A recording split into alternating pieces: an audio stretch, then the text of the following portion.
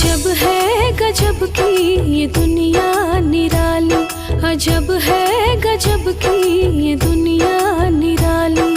देवेल दुख छीन के खुशियाली, देवेल दुख छीन के खुशियाली। अजब है गजब की ये दुनिया निराली, अजब है गजब की ये दुनिया निराली।